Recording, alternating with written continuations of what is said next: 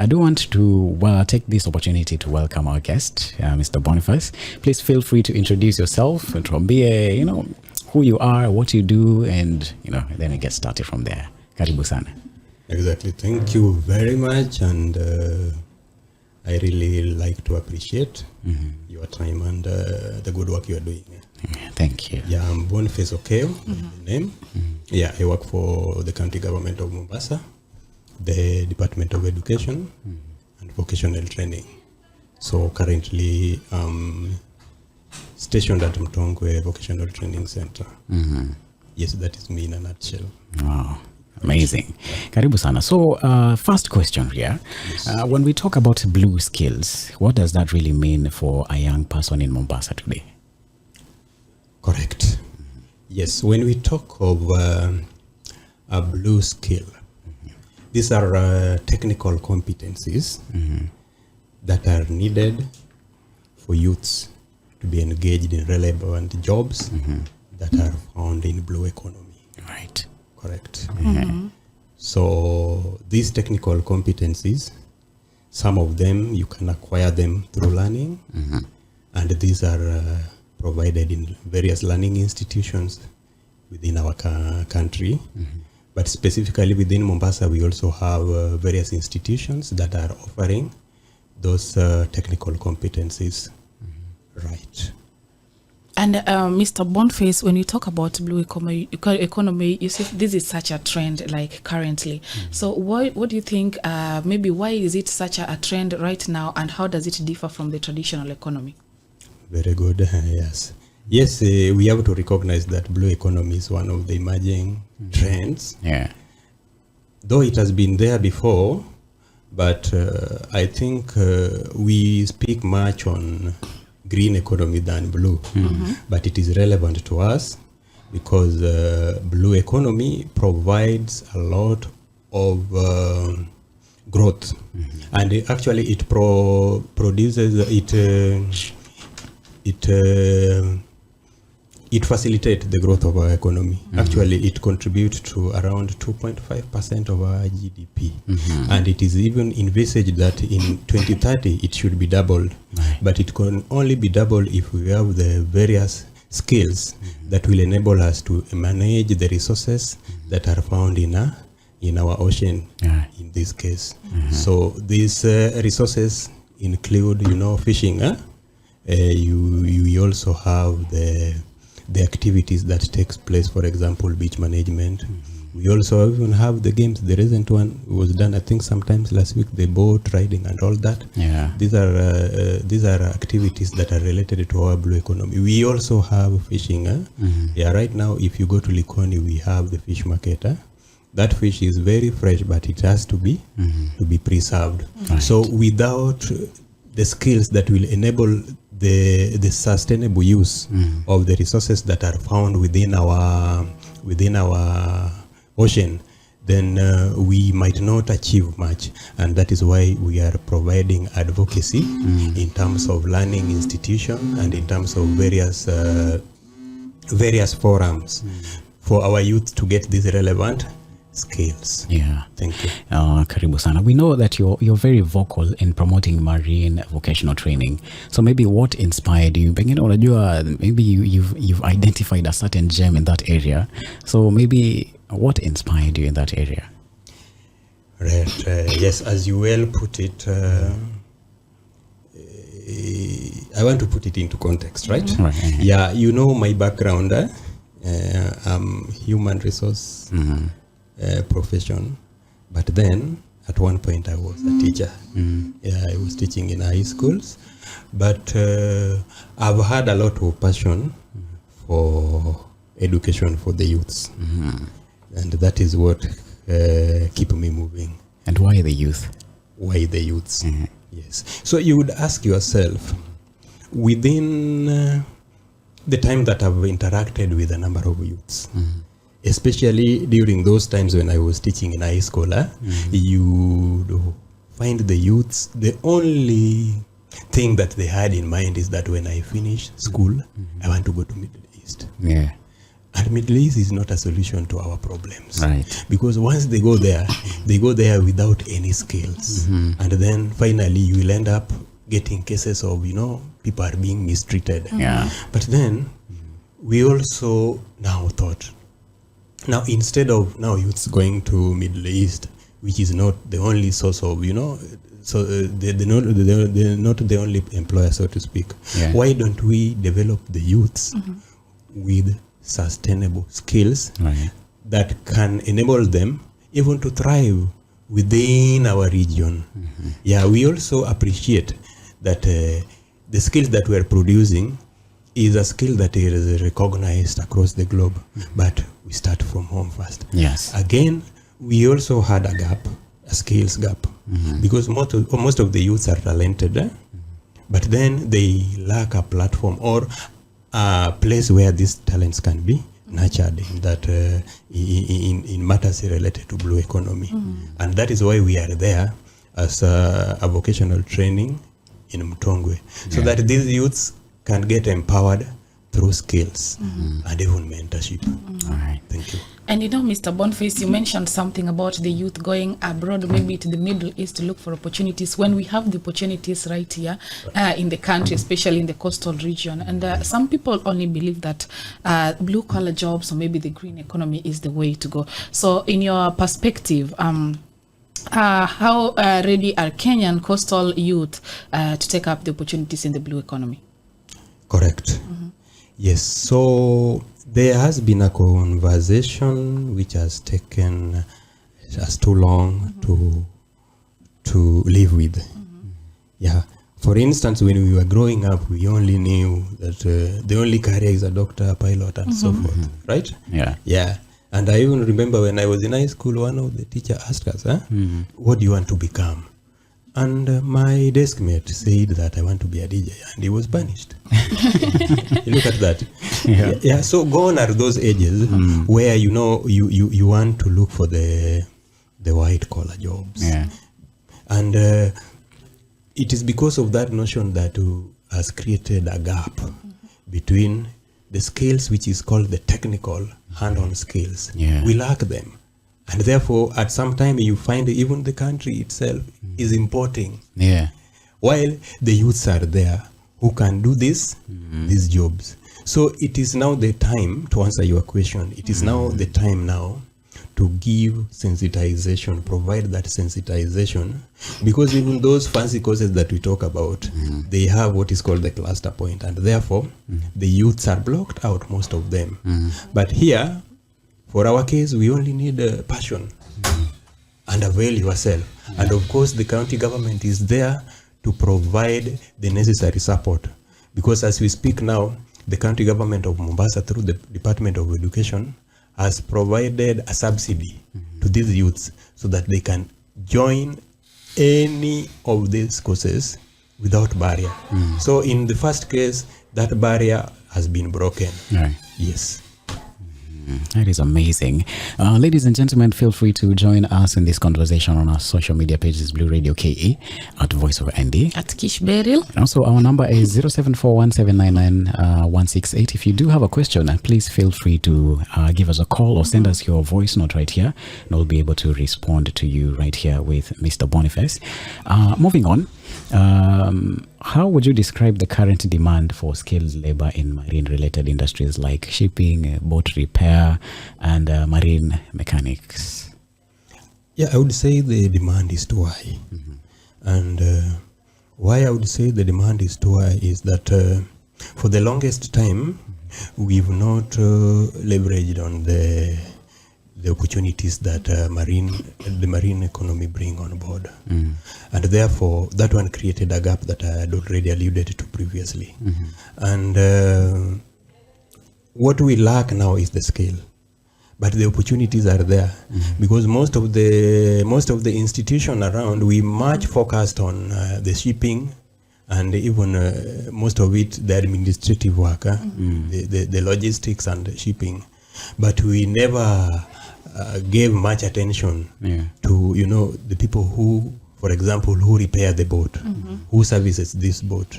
When the vessel comes, they have, for example, fishing vessels. they need to have refrigeration system that would enable this, the product, the fish in that case, to stay good for so long. And therefore, we also need the technicians who can be able to repair and even install refrigeration. We also have the seafarers, those guys who are always accompanying the vessels. And for the longest time, we only had the Bandari College which was providing this, but we are expanding our wing so that we even bring these courses in our vocational training system so that the youths that are not able even to go to Bandari and any other college can actually register in one of these vocational training and get these courses, because demand is surely high for these courses. That is beautiful, because just like you mentioned that there are a lot of things that can be done at the sea, because when many times when you have this conversation with people, maybe the young people, and you talk about blue economy, the only thing that talking about blue economy is just going fishing. You understand that? So maybe for somebody who is listening right now and want to venture into the blue economy and maybe just to explore more of these opportunities, what are some of the hidden opportunities that are there in this space? Correct. Now, the hidden opportunities that are in blue economy, for instance, when we are talking of blue economy, we are talking of sustainable use of the resources that we find from our water body. And they are very vast. They are very vast, and some of them we cannot talk about them because maybe they are beyond our purview. But we have mining that takes place in the ocean. We have right now there is what is called the hospitality industry. People are advertising Airbnbs and all that. You look at the concept. Why do you think that there is a lot of demand for an Airbnb? Because people want to come and enjoy the serene environment along our beaches. And you will find youths, they don't own any property, but they have Airbnb. These are some of the opportunities. We can also talk of entrepreneurs, individuals who can come with their own initiative. You make a garage where you can repair the boats, because you know that in Mombasa, for instance, we don't have a serious organization or serious people who can maintain and repair the boats. And these are some of the opportunities that are lying there. The only thing that we lack is the skills. Thank you. Welcome. We know that the youth are digitally, well versed in the digital world.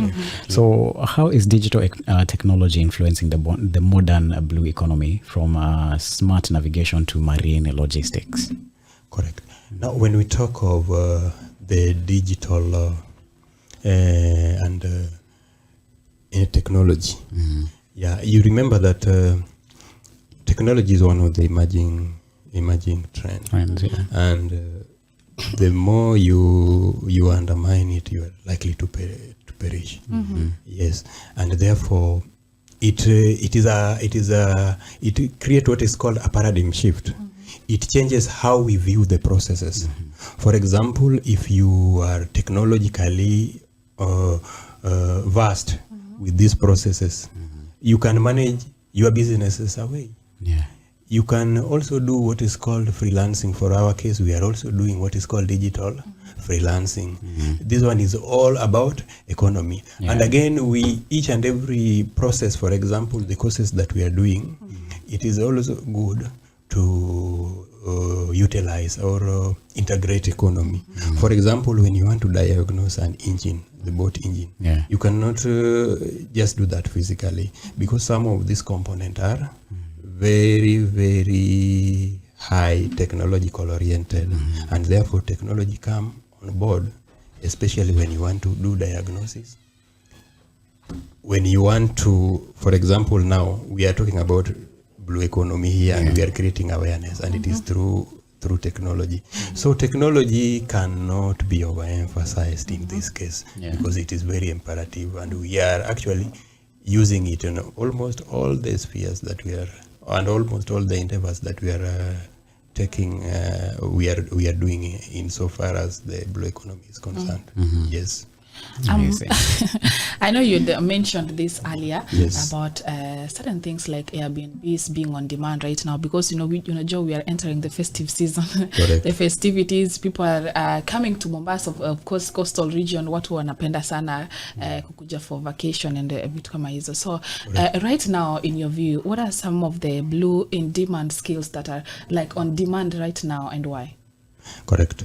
Now the skills that are on demand, I would not just specifically zero into specific skills, but what I know as far insofar as I'm concerned is that any skill now blue is very high in demand, because this is one area that has not been explored for the longest time, because we gave attention to other things for that area. So any other skill that is related to blue, for example, when we talk of seafarers, that is something that is highly on demand.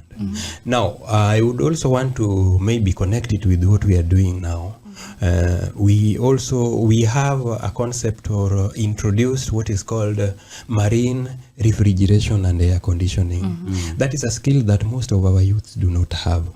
And I believe that for our case as Mtongwe Vocational Training Center, if we do and we scale up in terms of the manpower, because our focus for now is to create what is called human capital, especially with the skills that are related to air conditioning and refrigeration, because it is very, very, very, very easy. For example, in our room, we have an AC, right? Who will be somewhere maybe in Nairobi, a room might like an AC, and that is not a problem. But in Mombasa, it's the opposite. And we must have these people on board, because it has become a necessity in our life. Yes. Again, just as I said, fishing, the fish need to be preserved, right? Because you need it, after all, you need it fresh. Because you'll doubt it, you will highly doubt it when it's not fresh. Now, for this business to be sustainable, we must also bring on board people who are able to service these vessels, and even those people who are able to maintain and install these equipments. And I think that is one area that we are also taking it very serious.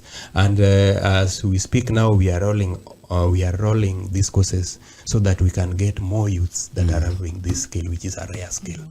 Thank you. Welcome. And I know you've said that these skills are there, they are available, the blue skills are available.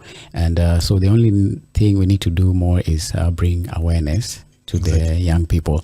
But now I'm wondering, the young people are trendy, flashy, wanapenda tu vitu, high. So how can we, according to you, how can we make the blue skills attractive for the, for the young people and also maybe the school leavers? So one way of making the blue economy skills attractive is doing what is called mentorship programs. Now, when we have mentorship programs, these people will have the real thing. For example, if you take this guy to, for instance, Kenya Port Authority, and you show him or her how these people are handling these things, and maybe the benefit that they get. Also, we even bring these people in our institutions to tell them that, guys, that path that you are thinking about is no longer a path that is suitable for us. Let us take this path. And we always advise our student on the right career path that will enable them, first, to reduce the rate of idleness, because you remember most of the youth are at home, they're doing nothing. So, and they should contribute to socio-economic development of our country. And this one can only be done when they have these relevant skills. So first, we move to the communities.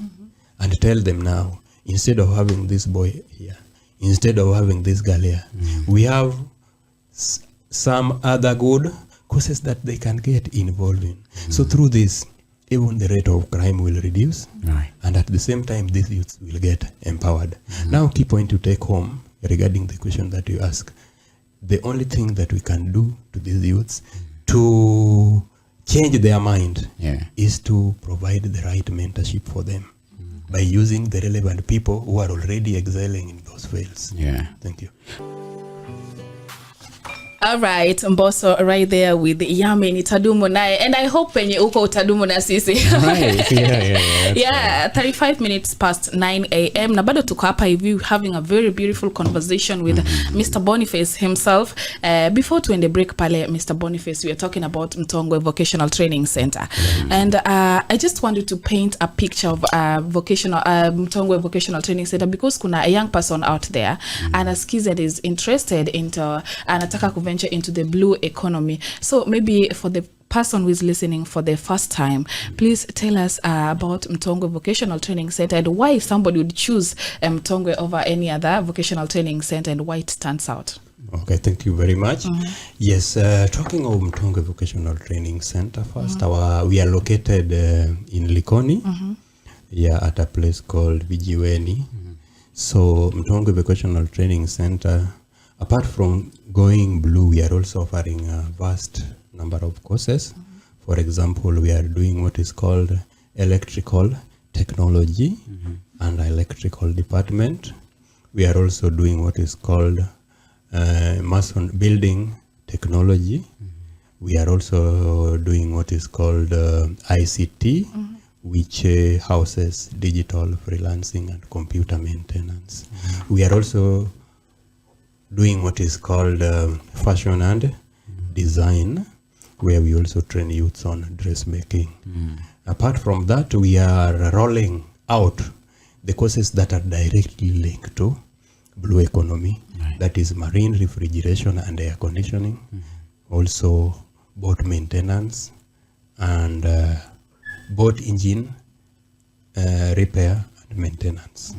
Yes. Maybe what entry requirements do they need to have to join? Actually, for the ones that I have mentioned previously, you only require passion. Passion. That is what we need. Yeah. And of course, you must be over the age. That is the age of around 16 moving forward. But even the young ones are always allowed to come, especially those who have finished class 8 and have not got any opportunity to proceed maybe with their education in university or other higher learning.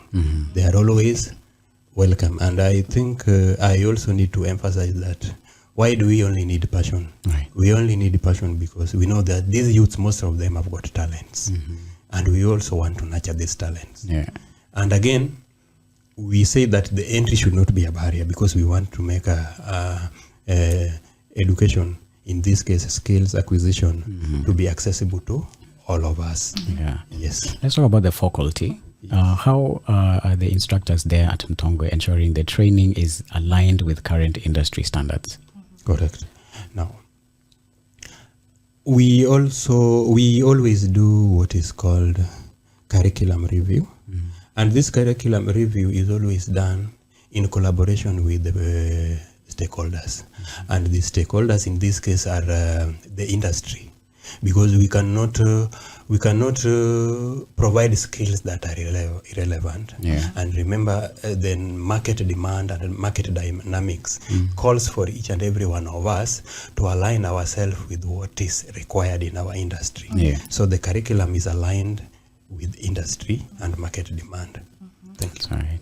And after these trainings, Yes. the trainees will require certain support systems like attachment, Exactly. internship, and mentorship. So, are there any support system for trainees in your vocational training center? Yes, we have a very robust support system, which is called the Industrial Liaison and Office of Career Guidance and Counseling.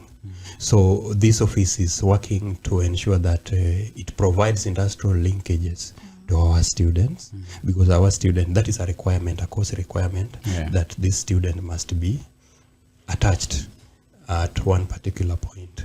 So we have a very robust system that ensures that these youths get attachment, and we also follow up as they do attachment. Do they finish? Yes.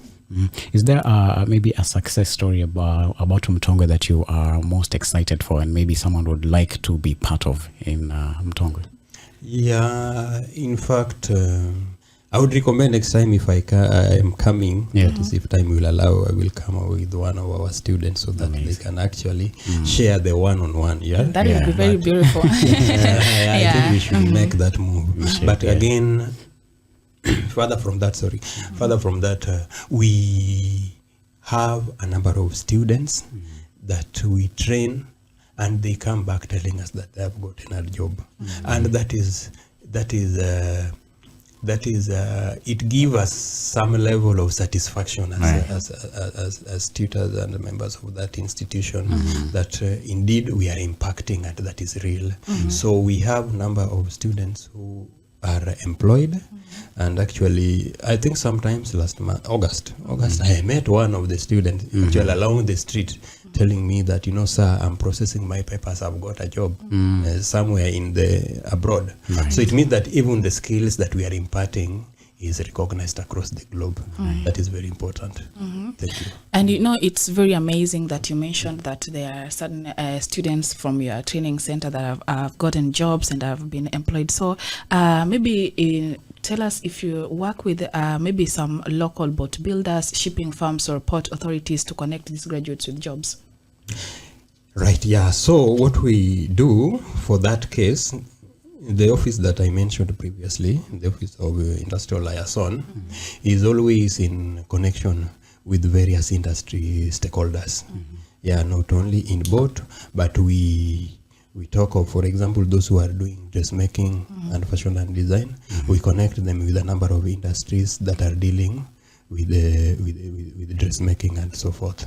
Again, we also have the plumbers, who does not necessarily need to go to port, but anything that is related to that. But actually, plumbing cuts across the border.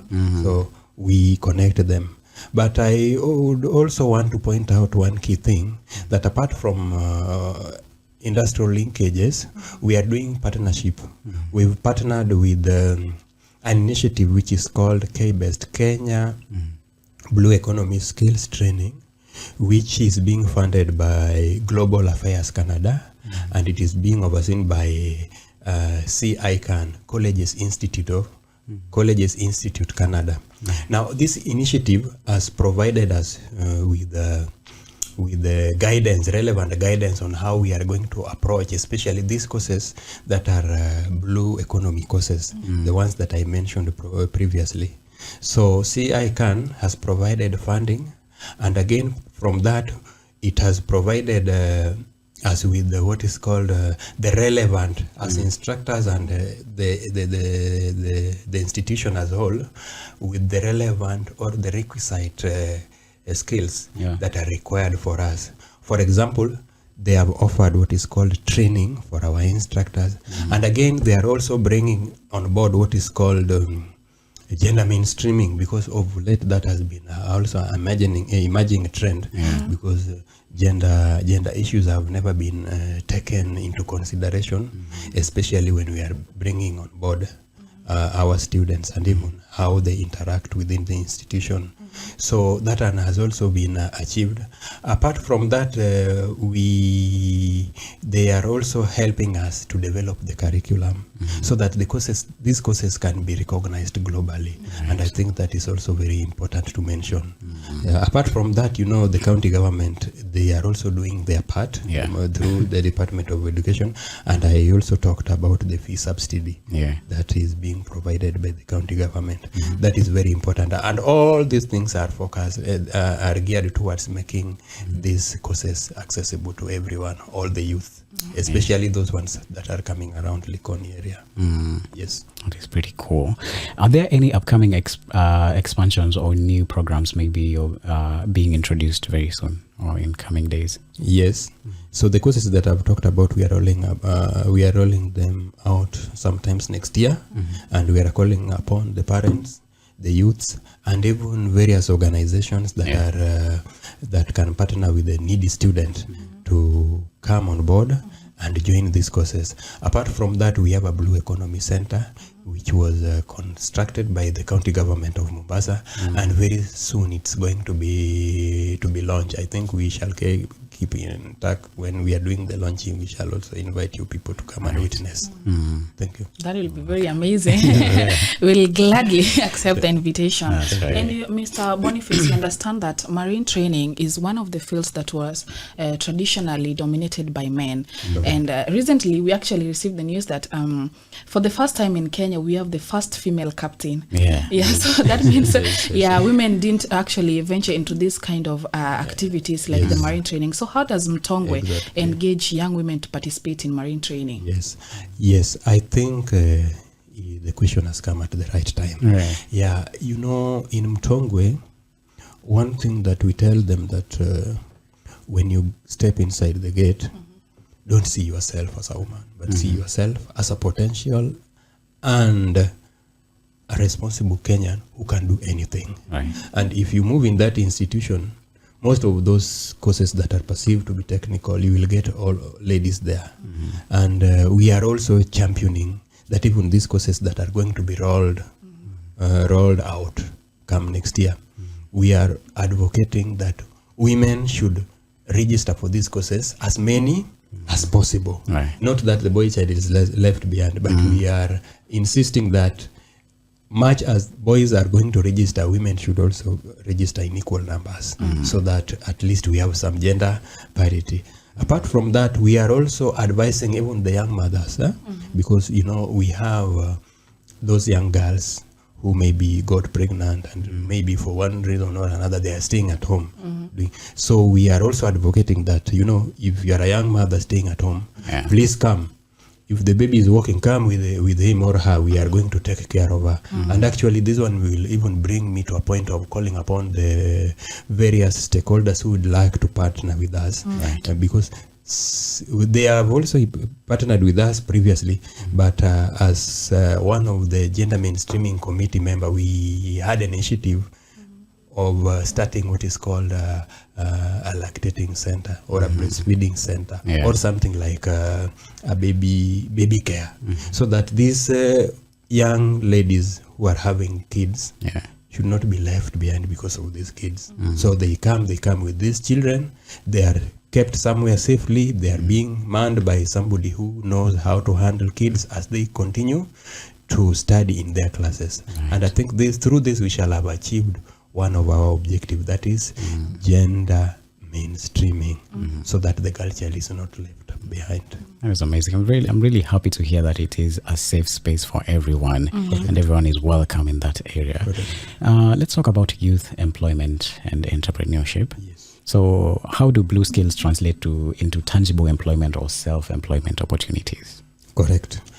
Now, Blue Skills, as I said, they're rare skills, but then there is a lot of opportunities around. Yeah. You remember, once we talk of Blue Skills, and when I talk of most of our students, I always tell them, you know, when you're talking of Blue Skills, when you're talking of skills for that matter, and hands-on skills, don't think of job. Don't think of getting employment. Right. The first thing, think on how you can employ people. Think of how you can be an employer. Right. And that is what I always impart. Whenever we are having a conversation, I tell them that one thing is constant. Number one, you are getting old. Number two, you have the demands and needs that must be met, whether you are employed or not. So coming up with these skills will not make you just to be an employee, but they should make you to be a potential employer to the rest of the youths. Yes, and we have so many areas where they can, and I'm very glad that most of them are practicing this. I didn't tell you that I take them through entrepreneurship, and I always tell them that, tell me of any person who is the richest person in this world. You will get that is not an employee, is an employer, and they are entrepreneurs. I gave them the most recent employer and even the contemporary issues that they can well relate with. I even tell them the owner. Do you know the owner of this and this and this? Is he employer or employee? How did he start? And they are practicing that. You can see they start making, they see the business opportunities around and that they are taking advantage. And we are also appreciate that, and we are also getting some satisfaction, seeing them practicing, putting into practicing, to practice for that matter, what we teach them. Correct. And I'm glad that you mentioned that you not only train these students to be employees, but also employers. And this does not only benefit them. Correct. You see, this also benefits the country because it helps boost the economic growth. Yeah. So how do you see these blue economy courses contributing to Mombasa's economic growth and long-term sustainability? Correct. Yeah. So when we talk of long-term sustainability, and contribution of these courses towards the GDP. Actually, the GDP that we are talking about, as I alluded previously, that the blue economy itself contributes to around 2.5, and it is envisaged that in 2030 it should be double. Now, what can make it double to that? Number one, we must have skills, because opportunities are there. And it is only through these skills that we will make now Mombasa to be a hub of blue economy with the relevant people. So instead of letting our youths to go to Saudi Arabia and all that to go and do those jobs that they do, we will retain them and do those jobs. We should not allow, for your information, the entire coast region, do you know who services the boats? Captain Andy. Who is Captain Andy? A foreigner. Look at that.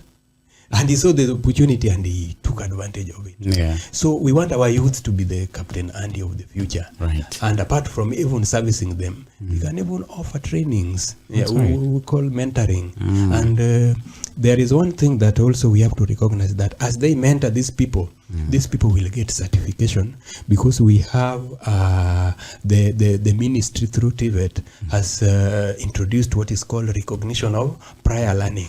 Meaning you need not to go to class. But once you have the skills with you, you can be certified. You get the certificate that you've qualified. So these people can even have their own workshops where they can train other youths. So youths do not need necessarily to come to classes or have a formal classroom in order to get these skills. So those are opportunity for them. Right. Yes. Really proud to hear that we really need our own Andes. So do you think we are doing enough to promote entrepreneurship in the blue economy among the young people? So far, so good. I think we are moving toward the right trajectory. We only need to be consistent with what we are doing. And that is what is important. And actually, that is what we are doing now.